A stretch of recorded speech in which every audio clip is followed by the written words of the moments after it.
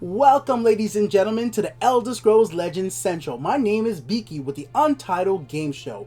And for you guys today, I have another Heroes of Skyrim deck build. This is combining my Prophecy deck with some cards introduced in Heroes of Skyrim, and it has been working out excellent in rank. And as I know some of you guys are really impatient, let's just show you the deck off the bat, then we're going to go into the next part of the video. So for anybody who just wants to make the deck, there it is. Jump in, make it, and have fun.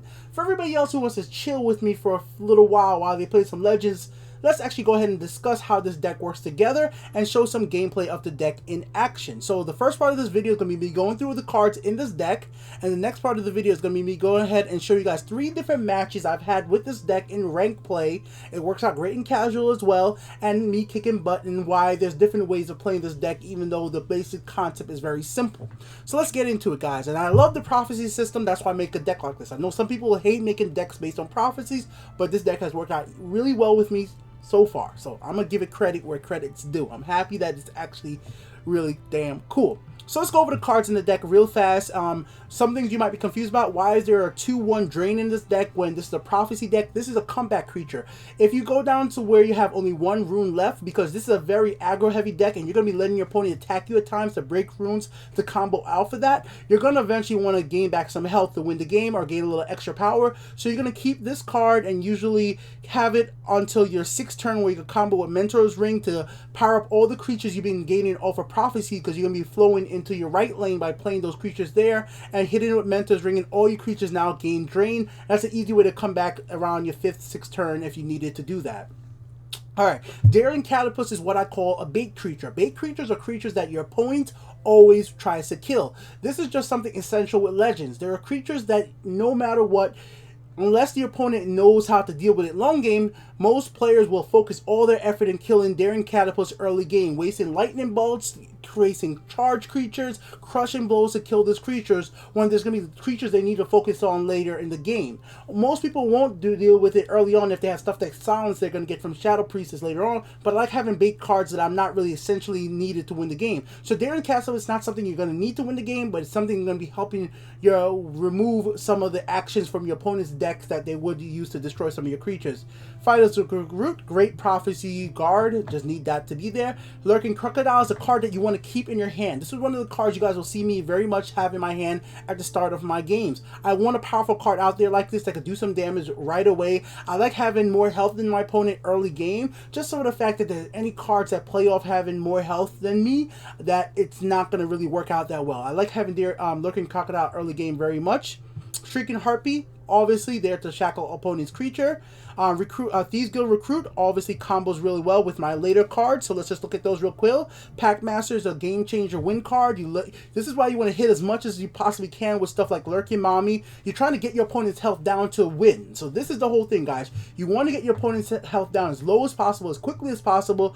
So by turn 9, that's the whole turn of this, guys. By turn 9, when you get the Pack Master, if you have it, Supreme Acromancer, if you could get your opponent's health down to 4, because on turn 9 they have to have 4 health for this to work out, or on turn 8 if you could get it down to 5, then the big guy right here, 5 damage straight to the face, and even though your actions have breakthrough, could win you the match. You guys are going to see the combo right here where this card combos really well with stuff like Icy Storm. Remember, this card gives all actions breakthrough, so if you're able to damage your opponent's creature and do breakthrough with Icy Storm, that's going to be massively powerful for you. So there you go, guys. This is a very interesting combo right there. You guys are going to see that in my videos. It also works with stuff like Lightning Bolts, which is a very obvious Prophecy card. So your Lightning Bolts all combo well with this card right here. I don't use Fire Bolts in the deck, as you guys will clearly see. Let's move on from there. Brotherhood Slayer. It's not an essential Prophecy card in this deck, but it's one that I like having just because it could help me reduce the cost of some of those later stronger cards. So I like keeping it in my deck. It gives me some return value. I think this card's almost essential in this deck so many times. This Sentinel has saved my ass because it's just a really good card when you combo it with the Corsair ships. Because I have 2 copies of the Corsair ship in this deck, this card eventually, once it gets summoned through Prophecy, gets a Corsair ship support dagger, it cannot be executed anymore. And this has saved me a lot of times just holding off my opponent from doing something that I didn't want them to do. It just really has worked out super well as a Prophecy. Now, the embassy is something that you guys might not want to have in this deck. This is something I'm still testing out, but it has worked out. I've been able to play the embassy, have this be reduced cost right here. So it's kind of good for that situation right there. Most of the cards, obviously, in this deck are not high elves. The only other high elves is here, and she works out where in the fact that if your opponent drew a lot of card on their turn, if you get this at a prophecy, you gain a lot of cards. Even if you get it at a normal prophecy, you still get a card. Even if you get to summon it as a normal creature, it's still a 2/3, and you still gain a card. And because of most of the time I do have the ships on the field, then it just works out. She gets power up to be a 3/3. So all around, she'll still at most be a 2/3 and still give me another card. And you want to keep cards in your hand with this deck. It's just how it is. You want to keep cards in your hand, and you want to keep on playing off the runes. All right. So here's where we come for removal. Removal, since you need to have these firestorms. These firestorms are almost sometimes more important than lightning bolts. Early game, you're going to want to have some ways to get rid of your opponent's daring catapults. So like if your opponent's using daring catapults, using a lot of like creatures like fighters, recruits for guards, stuff that are just getting in your way. Those are ways to get rid of these early creatures that might be a little bit in your way. Just want to get rid of them. A firestorm can help out. You don't want to keep this in your hand. When you draw it, you always almost want to get this as a prophecy. This is one of those cards you would really kind of regret getting from a hand, but you want to have it as a prophecy card most of the time. Another test, but it's been working out for me. This is a very interesting card. It plays off of random luck. But you guys know me. I like randomness. I'm just that kind of guy right now. I'm really into trying out randomness. I never played Hearthstone. Once again, guys, I haven't played some of those other games where people say the randomness is too crazy. So for right now, Legends, for me, the randomness that happens just makes me more excited. So I like having his effect where he could give a creature 2 random keywords that could turn around the tide for you. He could deal 5 damage to you and your opponent. I've actually used that to win the game before. Or he could deal 2 damage to all your enemy creatures. So his experimental scrolls have been very useful for me, and because I have a premium version of it, it just needs to be in this deck. Alright, let's move on from there. Moonlight Werebat, once again, is another card that you want to get off of Prophecy. 90% of the time, you don't want to play this card directly from your hand. But the great thing about it, though, if you have to play it from your hand and you get to the point in the game that you could combo it really well with something like Mentor's Ring, it gives you back a lot of health in one turn. And I've been able to do this, and it has worked out really well. So this could be a turn 9 combo as well. This deck, as you guys will notice, is all about turn 9. After turn 9, it's not where we usually don't want it to last much long after that. Up to turn 12, and that's it. But at turn 9, you want to be able to do stuff like Werebat plus Mentor's Ring, give every other creature on the field drain and try to come back if the match lasts that long. I just didn't want to leave myself with no option of draining and gaining health back, so that's what that is there. Mystic Dragon is actually a card that I want to keep in my hand. If I draw Mystic Dragon as one of the 3 cards that pop up when I start a match, I usually keep one of them. The reason for this, as a 4/4, even though it's just a regular monster, it's such a powerful creature that at a 4/4, I like having it in my hand, and if I get it as a prophecy, that works as well. This card has been really essential to me winning recently, and I actually definitely glad that it's another prophecy card, and it's pretty darn strong. Alright, we already talked about her. She's a scholar. She gives you cards. She has possibilities. You might not like her, but she's worked out for me so far. Alright. Echo. Echo is obvious. Echo is for the situation where the match goes long. This is just why this card is the new hotness. People hate it, people love it. It gives all the creatures in your deck a random keyword.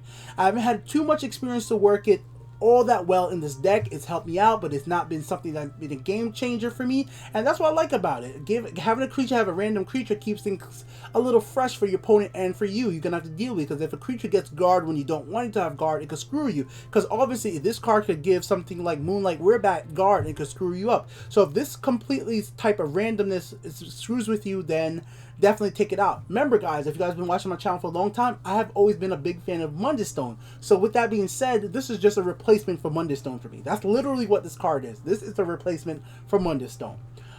Take it out if you don't like it. It's a risk move, but it's worked for me, because being able to get some of these higher level creatures with Drain, Ward, or stuff like that has been pretty cool. Alright. Fate Weaver, obvious card, guys. It gives me a prophecy. I have 33 cards. It draws the prophet. 33 prophecies in my deck. It's a very likelihood that's going to happen. If I don't get a prophecy, then it's probably going to be one of the other cards that's going to work out really well, even if they're not a prophecy. We already talked about him. Great card. You guys are going to see very soon why this card is so excellent and it wins me games. Supreme, I used 2 of these. You could this is where you guys have to decide how you want to play. You can put 3 of these in your deck and take this out, but I really think this card is almost essential now to this deck, and Packmaster is essential, so I'm sticking with only 2 and keeping this a 50 card deck. So there you go, guys. That's my deck list right there. That's how I expect most of this stuff to combo together. There are some randomness in here with J-Razo, and there's some randomness with Echo of Akatosh, but if you guys don't like the randomness, take it out. There's other prophecy cards you could add to this deck to make it a lot more interesting.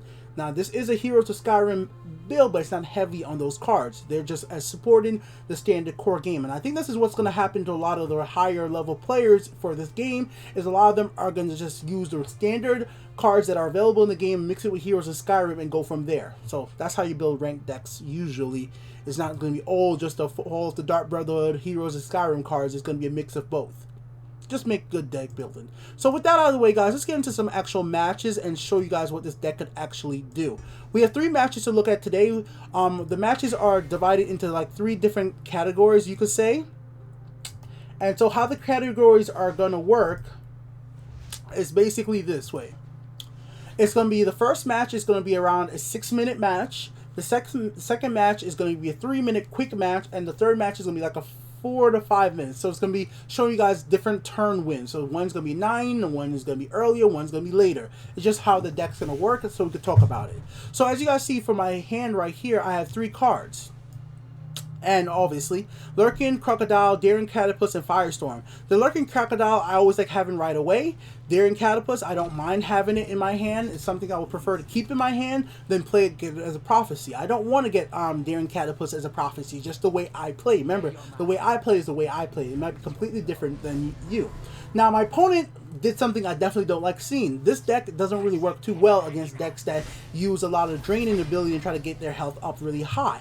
I'm trying to get my opponent hit as fast as possible so that turn 9 I can do as much damage. So him trying to gain health immediately was really annoying. Now, once again, bait card, Daring Catapult. What did my opponent do? They put the card in the right lane to kill Daring Catapult. Now, obviously, I could have remember this, I could have saved Daring Catapult by putting the Sentinel over in the right lane. Some people will call that misplaying. A lot of people would. But remember, I am not here to play Daring Catapult survival. I am here to hit face soon and hard. So I need something like Corsair Ship. So when I put down the card like Sentinel, remember, now Sentinel cannot be executed. So when I do play Sentinel, it's going to be perfectly able to survive. So in the situation you're about to see right here, where I go ahead and attack there, he goes ahead and gets a prophecy, if I remember correctly, which definitely sucks, but it's always a possibility. Doesn't play it. I go ahead and play Sentinel. Remember, Sentinel just got an item. Now he's a 3/4. He can't be executed. Now this screws my opponent over if he's trying to use the cards like execute in this deck. Now, only thing he could do, he had to use a freaking piercing javelin on a creature like Sentinel, which is not something that most players want to do. Now, I have the Icy Storm in my hand, right? You guys would say, like, I could use it this turn, but why should I do that? And over here, just go ahead and Shackle, and my turn. I could have used Firestorm to clear the field. But remember, with him in my hand and his high elf ability where all my actions get breakthrough, I'm trying to be pretty smart to save it as long as I can. And remember, I am perfectly okay allowing my cards to stay alive and then just break runes. I'm okay with the runes, my runes getting broken, because if my runes get broken, well, simple, I literally get a prophecy card, or I get a card that's not a prophecy that's going to be useful. That's just how the deck works. So here I get a Daring Catapult, not my favorite choice, but at this point, because the ship is on the field, it can't be killed by execute. So that works out in that sense for me. So I don't know why my opponent was trying to play right there, but he obviously couldn't play it. Now, some people would try to kill Young Mammoth right there, but I'm obviously not going for that. So I'm going to go ahead right here, break the Ring of Magicka, play this in the right lane. I'm actually going to kill Young Mammoth. Now, I didn't need to kill Young Mammoth. Guys, you got to remember that. I didn't need to kill Young Mammoth, because I could have just waited till next turn and used Icy Storm. But the reason I did it, at least for my thinking, is it forces him to use his warded creature to kill my Crocodile. With that scenario happening at this point right now, guys, it makes it so that the game is going to be like he has no creatures with ward at this point. So the no ward creature means that, as you guys can see, I'm pointing out right now, my action has breakthrough. So all I got to do in the left lane is use Daring Catapult, attack left, reduce his health down, so Icy Storm is going to be able to work. And remember, I get to keep my health. Now, some people would tell me I shouldn't have attacked right there. I wanted to attack first before I use this. There you go, combos together. I keep my creatures on the field, and we're still going pretty good right now. See the combos working together? Icy Storm plus him is a pretty devastating combo. Now, remember, my opponent has been able to put down 2 damn tree cards that give him mana. Tree of, what is it called? The tree of, whatever. You guys know, the card, the Argonian. So I got an experimental scroll. You guys might be wondering, why didn't I just use the experimental scroll right away? Well, it's experimental. I wasn't exactly sure what I was going to get. So I wanted to put down 2 creatures, because having 2 creatures is more of a valuable thing to me than actually using an action in that sense. You want to keep creatures on the field here. And I didn't want to really predict my opponent attacking me to face. So I didn't want to say, nah, I didn't think it was going to happen. So I was guessing that my opponent wasn't going to be doing a drain. I was thinking he was going to use the 5-cost creature, I forgot what it's called, that gives another creature drain, so he was going to be able to hit face for 6 and gain back enough health, but that's not what happened right here. That's what I was super expecting, but that's not what happened. He used a Shadow Priestess in a very good move. Now watch what he does here. Kill him, execute left. Now, this is what I was talking about the whole entire game, about execute. That's the whole entire situation why you want the ships. The ship is to prevent your creatures from being hit with execute. Now, here's where other people might play differently than me. Remember, this deck is meant for the way I play the game. I'm okay getting hit. I am okay not putting down a monster. I didn't want to see me put down Moonlight Werebat and instantly get hit in the face with a Piercing Javelin, giving me no options. So I'm going to give my opponent hope. I'm giving him a turn, especially if he's going to be using something like, let's say, what the hell is a card called? Let's say he's using something like Haven at that turn. That would have really sucked for me, right? So my opponent thinks he's doing pretty good right here, so we're going to go right here. Now, to my opponent, it looks like he's in a great position right here. He has plenty of really strong creatures. He could gain some health back. It looks all good, but I still got 4 runes to break. I could get prophecies on these runes, which I didn't this time. I got Icy Storm. And even if he was to have Piercing Javelin, he might just be thinking he's in such a good position to, because I can't get through his guard, that I'm going to lose. But at the same thing, this is basically it. Just attack here, a combo with Mentor's Ring, get up to 8, and that's the combo right there. That's why I keep Mentor's Ring. That extra damage from that action really could change the flow of the game. And this is where, like I said, I try to hyper-focus on how much health my opponent has left. That's another combo right there. That's an 8-cost creature when the Corsair ship is on the field. Then there's situations where Packmaster 6. So that's what I'm trying to think. I want my opponent to always have 8 or less health, basically, to try to come for the win. So then this match is going to be a little bit of faster situation. It's going to be a different outcome. This one, right now, we have the Sentinel. I keep 1 Sentinel, and I get a Lightning Bolt and the Firestorm. I'm not happy about getting the Firestorm in my hand, but I definitely know how it could be helpful, so I say, whatever, let's keep it. I absolutely just want to say, guys, real quick, that the background art they're doing right now in Legendary is great. And I'm really happy that DC Decon has come out, not Peter Hines, whatever, has come out and said that they're going to be doing even more stuff for the board feel. So, like, there's going to be different things. So, you guys see what's happening right now. He puts out Daring Catapult. He's powering him up already. He puts out another Khajiit. So, I'm thinking, okay, it's a pillar for Khajiit there. How do I approach this? Do I approach this in a way that I just clear both lanes right now? I can put the guard in the left lane. But I think, no, let's go ahead and keep the Khajiits locked down. So I went for the Khajiit on the left, right, Daring Catapult. For the Flame of Summer Fast, if he even gets strong right now, and I take all this damage, I'm still going to be getting cards the whole entire time. This is where I'm talking about. This is how I play. This is super risky, very risky move. But I know my deck, and I knew how my deck worked. I knew the possibilities of Mentor's Ring getting my health back. I knew the possibilities of stuff working out. So here's a situation where a lot of people will be like, don't attack the face, and what were you to do? Most people would probably use a Lightning Bolt and kill the 6/2 or something like that, or use Firestorm and just, you know, take out 2 of them. But I'm thinking a different way right now. So I go here, kill the Daring Catapult so Daring Catapults can't get stronger. Take the 9 damage. Now, risky move. but my deck is based on prophecies. And the whole entire time here, my opponent doesn't seem to understand this, because my opponent is still hidden face and just doesn't seem that the cards I played out so far are all prophecy cards. So he's probably not thinking I'm playing Firestorm, because Firestorm is not a card you see very much in rank play. That's why I like using it as well. As a card you don't see in rank play, a lot of people don't expect to see it coming. Now, I didn't expect a Doran Fan. For a rank 2 player, I will truthfully say I did not expect to see Doran Fan, but hey, whatever. If Doran Fans works for you, that works for you. So I was able to take out that whole lane in one go, and I keep my Daring Catapults as a 4/4 on my right lane. My opponent is down to 4 cards. I am having 6 cards in my hand, and knowing the fact of the matter that I still will gain 3 more cards off of the rune system for prophecy.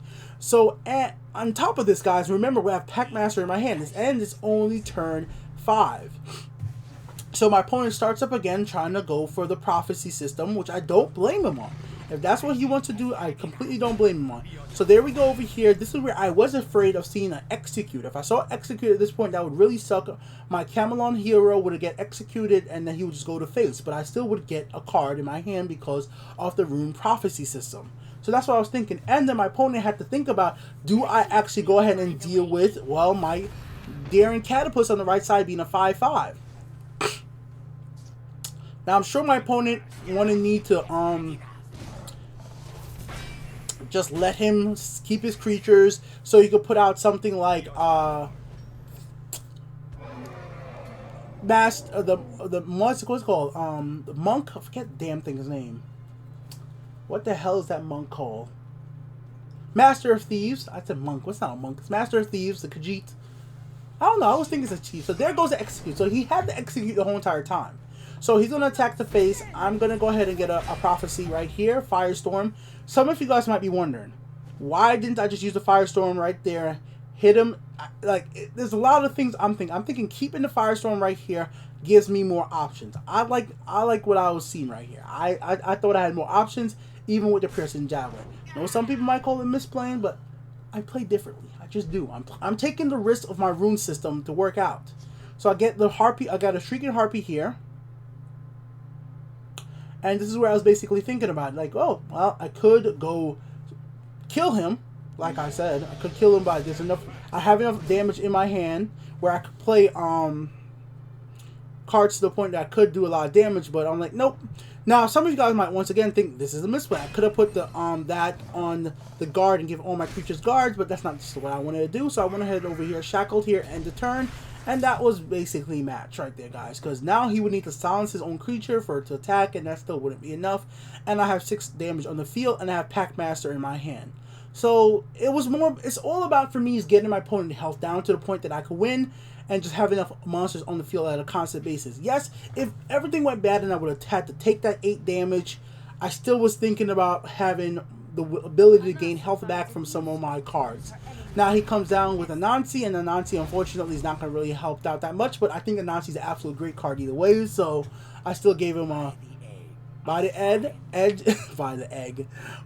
a fine battle. I still give it a fine battle, because it is a pretty good battle either ways, guys. So this match is basically over, as you guys will see here. The crushing blow to the right lane. It doesn't really matter what he does right here. I'm not going to waste his time by doing any of that stuff. I'm just going to play Packmaster in the right lane and just end out the match. So there you go. Boom, boom. He is dead. Superb work. Thank you very much, kind sir. Thank you very much. So there you go. Got my reward. So we're just going to jump right ahead into the next match. Let's skip ahead. So here we go. Another match. Let's just end it out. Okay. So here we are with a 1, 4, and 3. Those were my first hand. Now, normally I wouldn't play this on the first turn, but seeing as I was playing against a warrior deck, I like having creatures on the field early for warrior deck in case they are orcs, because the orcs will ramp up real quick. And if you could take out orcs early by not keeping only one orc or having no orcs in the field, I was like, I was willing to do it. So this is on the field. Maybe my opponent's gonna think I'm playing a drain deck, maybe not a prophecy deck. So it just may throw them off the guard a little bit. So I like playing like that. So my opponent's going through their cards. I can't decide what they're having, but I'm thinking orcs. That's just me lately. That's what I'm thinking. So once I see the snapping mud crab, I'm like, okay, this might be the constructed deck that you could buy for 500 coins from the store in Legends. So this is going to be a beast form deck, and if this is a beast form deck, I'm probably going to win this game because I'm just going to be going to face anyways, and I don't care if he breaks my rune. That's the type of deck we're seeing right here. So my opponent does something I thought was real crazy. He really is going for face. Now once again, if this is a beast form deck, he has to break runes, or she has to break runes to have all of this stuff activated. So I put out my great card right there, Brotherhood Slayer, because it is a great card, so that I have the possibility to get myself a 0-cost action and gain some advantage from that, but obviously Crushing Blow to the face. The Crushing Blow to the face really did surprise me because I swear he's going to play a beast card right there and get some advantage from there. Here we go with the Talmor Embassy. Remember guys, I'm not going to get a lot of value out of this card overall, but I think the fact of not being able to get damage by actions is super important, especially with stuff like Hex Mage out there. Now it doesn't stop Hex Mage's ability from damaging you, but if you're playing somebody who's using an intelligent dex with Hex Mage, you know for a fact that they're going to be using lightning bolts, they might be using ice spikes, a lot of different ways to hurt you. And with the new thing where breakthrough can be applied to actions like Icy Storm, you might want to have something like Embassy to protect you from getting damaged by actions. So there are a lot of different ways to get damaged by actions now with the current meta, and I think Embassy is just a good protection card. As much as an aggro card this is, I hope you guys see that there are some defenses, and that's what I'm thinking. I'm not getting the highest value out of Embassy, and you guys should change your deck to get more value out of it by me only having 3 cards that get reduced in cost because of its effect. Now, I have some other decks that I'm going to be showcasing on the channel that actually takes a lot more advantage of what MBC could do and the College of Winterhold. So I have ideas of stuff to put together right now. But as you guys see, I would call this an aggro deck. I'm not sure what you guys would consider it, but that's exactly what I would consider it. So seeing what my opponent is doing here, I was very much confident that they were playing with that Constructor deck, which isn't a bad deck at all. It is fairly actually a good deck. Now here's where the situation that I thought was interesting. Even if they were playing with a beast form deck, the odds that they were about to get any runes broken was slim to none, and I had so many creatures on the field. And this is turn 5. Remember guys, look what you're doing right now. I've gained back health to 31, and it's turn 5, and I've done that much damage. That is how you win a match right there. So there you go, ladies and gentlemen. This has been Beaky here with the Untitled Game Show. Thank you guys for watching. That right there, guys, is my Hero Prophecies deck. I think it's a fun deck. I think you guys definitely should try it out if you guys have the option to. Let's turn off the video right now and get back in the game. Definitely, though, if you want to change stuff out, feel free to do that.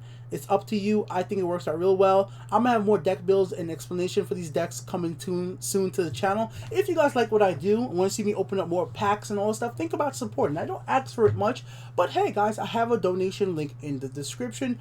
Go there, donate $1, 50 cents, $100,000, whatever. You can't donate $100,000. I put a cap. Don't want nobody doing nothing like that. But actually, I'm going to start shouting myself out a little bit more. I don't do it enough. Hit the subscribe button.